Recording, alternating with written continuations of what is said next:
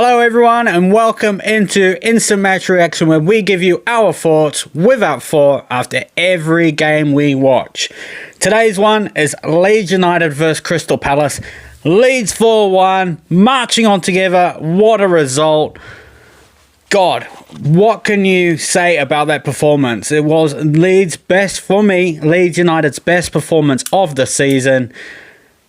A full 90-minute performance of what we have been asking for all season. Leeds' best performance, definitely, without a doubt.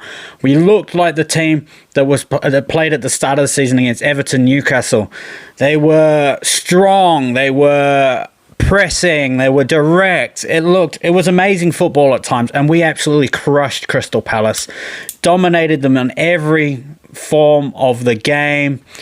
A really good performance, and we're scoring goals again. That's 4 now in this one. I don't know the stats off the top of my head. 2 against City, 3 against Chelsea, 3 against Liverpool, and 1 against Brentford. It's a lot of goals for a team that we were not scoring at all. We're looking better defensively as well. Yes, there was disappointment about that conceding in the, 91st minute or whatever it was, that penalty, but we looked good defensively. Crystal Palace barely did anything.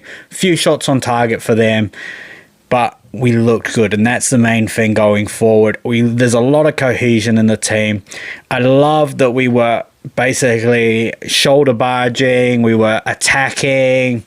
I loved everything today. Not a bad word can be said about any of the players. Yes, when the subs came on, potentially the team went into a defensive mode. Not defensive mode, sorry. But we didn't look as cohesive going forward. But that always happens when substitutes are made. It takes time. That's where the argument was made when Farke basically kept making substitutes on the 75th minute. But we looked really good, and it's a really good performance.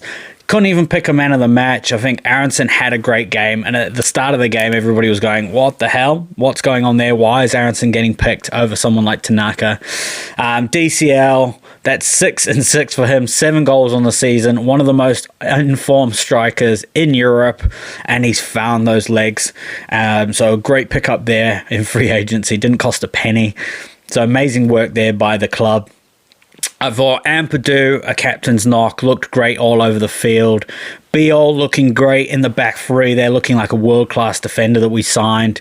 I know everyone has a go at Perry for basically his footwork and his play back out of the goal, but I think he made some good saves throughout the game without much to do at the same time. I think he's slowly working his way into the team and getting used to, I guess, England and the way of play. So if we can stop conceding those goals, that will be great. But yeah, amazing performance. That's now out of the last 5 games, 2 draws, 2 wins, and 1 loss against Man City. Arguably, that we should have got a point out of that as well. That's the game that has started this run of form. We are looking really good, moving into 16th with the Forest Fulham game tomorrow. But a great overall performance from everybody that came on, even the substitutes, without much for them to do. Still a great performance from everybody. So let's get into the game. Farke makes one change again. We have Tanaka out of the starting lineup from the Brentford game, moving Aronson in for what looks like maybe I'm not even sure what formation. Is it a 3 at the back, 5 in the middle, 2 up top? I don't really know. Will that be 2-5-2? Is it a 3 up top, 4 in the middle, 3 at the back? I don't really know the formation, but that Tanaka change was only there. I think Aronson, off my viewing, moving into that attacking midfielder role, with Okafor partnering DCL up top. So that was a change there. And for me, when that change is made, it probably means when Aronson is coming on, we are going to be attacking a lot more. We are going to be pressing Crystal Palace a lot more. And it worked really well. For me, it shows that Farke has listened to everyone and he's able to make those changes, change in formation, changing those tactical changes. And as I say, it worked really well. We were absolutely dominating. I just looking at my notes, I can't remember much chances for Crystal Palace. They had the Nketiah save by Perry. Obviously, Nketiah being a Leeds loanee, a former Leeds player. But nothing much of note until in the second half, which we'll touch on there. For me, what was a dead set penalty that went to VAR, nothing came of it. If you listen to the commentary, they basically said it's a penalty. One angle looks like he gets the ball, the other angle he definitely doesn't get the ball, which for me, if you're looking at that, that's got to overrule the referee's decision completely. So no idea what VAR is doing there.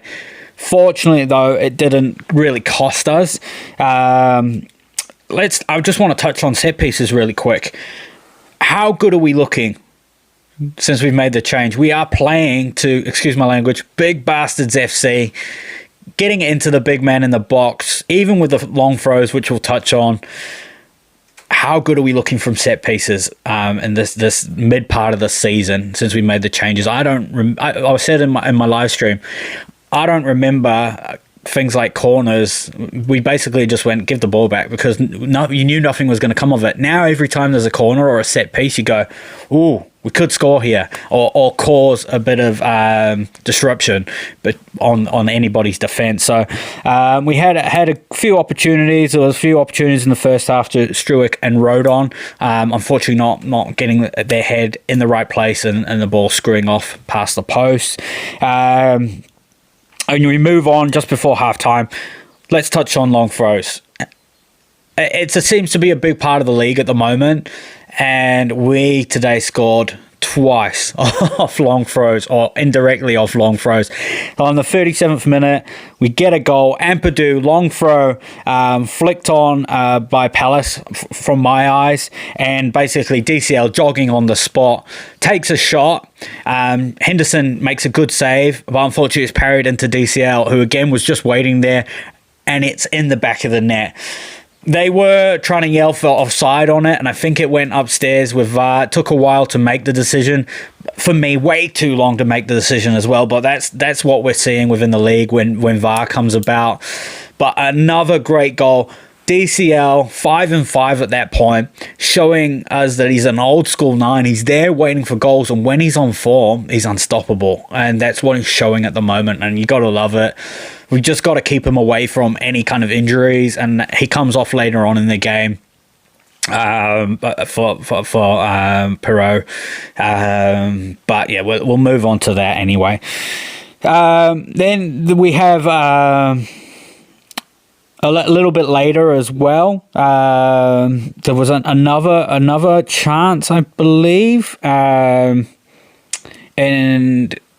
what's his name? Henderson, sorry.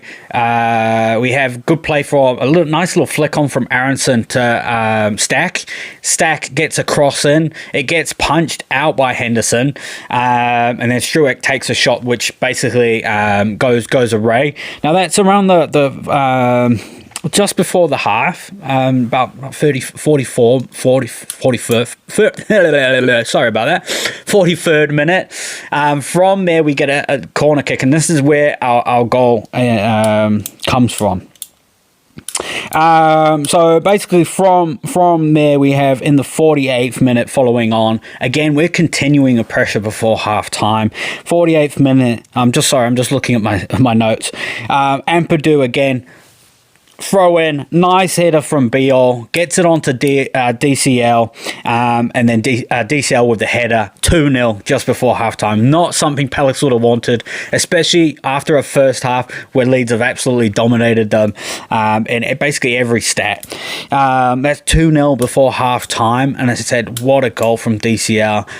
6-6 now, 7 goals for the season. As I said before, one of the most informed strikers in Europe. We move into the second half, and Palace's manager makes a few changes at the half. I think 2 in total, or maybe 1. Much needed, but they had a little bit of a change after the second half. But again, Leeds just out of the blocks, something we're not used to, something that I loved, because it's something we've been calling for, consistency. After, even during my live stream, I was a little bit worried. We've gone 2-0 up. Are we going to go defensive? But that didn't happen. We kept pressing. We kept putting Palace under pressure, showing our dominance a little bit. We were strong in tackles. I loved it. Absolutely loved it. And on the 59th minute, after putting on so much pressure, again, Palace not really doing much, we had a corner that was headed into Aaronson's path.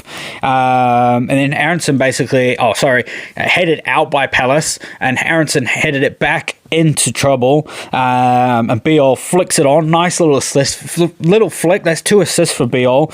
And Ampadu was on the spot, jogging, waiting for a little pounce and tap into the goal. 3-0 after 60 minutes. And at that point, even on the goal, you look at the Palace defenders, and they're in a disarray.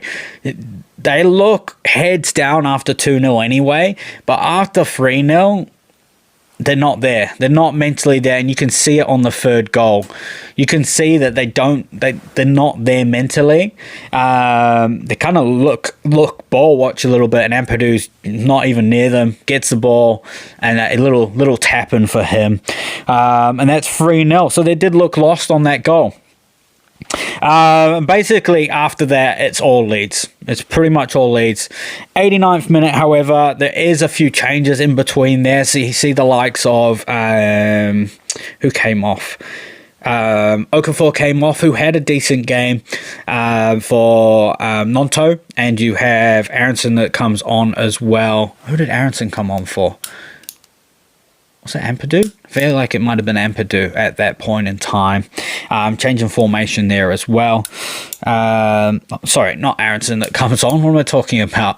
Tanaka that comes on as well for Aaronson. I don't even have it in front of me, so I'm sorry. My internet was playing up at that point in time. So I missed a few of the substitutions, but there was obviously a bit of change in gameplay around that time, around the 70th minute mark as well, which led to the 89th minute goal. Palace putting a little bit more pressure on. The subs not necessarily cohesive as a starting lineup, but that always happens when subs are made. It takes them a bit of time to get back into the game. Anyway, 89th minute, there's a penalty to Palace. BL loses his man. Perry has no choice to basically come out and try and save it, but he takes out the Palace attacker at the same time, which led to the penalty. Referee has no choice, doesn't even check it, goes straight to the spot. So at that time, you're going, 3-1 on the 89th minute. You're hoping Perry can save it, but good, well-taken penalty from the Palace player, and gets Perry to go the other way. And then you carry on, so it's 3-1 at that point. Bugger. It's the 89th minute. We're almost at the end of the game. There's 7 minutes extra time leading up.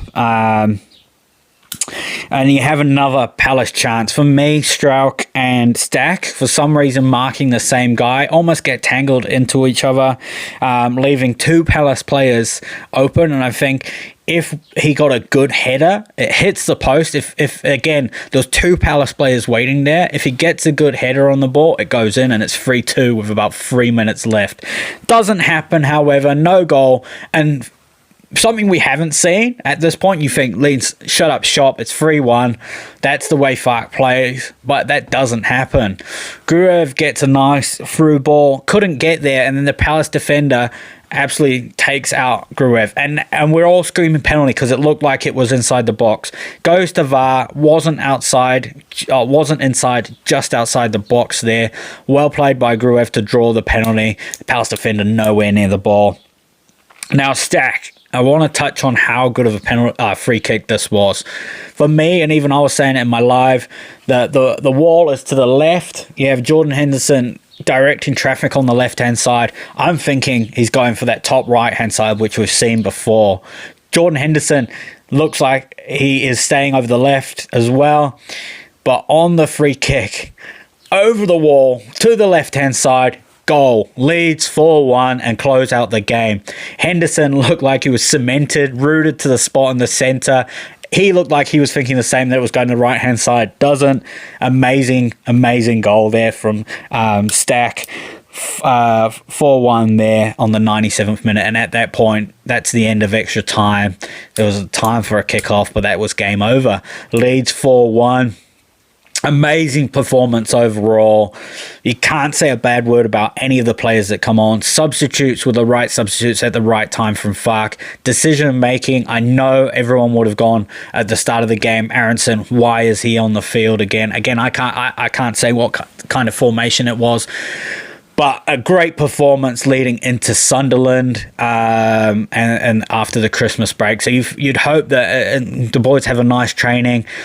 That's arguably 5 games in the last month on our best month. Farker potentially up for manager of the month because of the games that he's had to play. Palace aren't a bad side. They're FA Cup winners, top 6 side in the league, and we've just absolutely smashed them 4-1. Disappointing to basically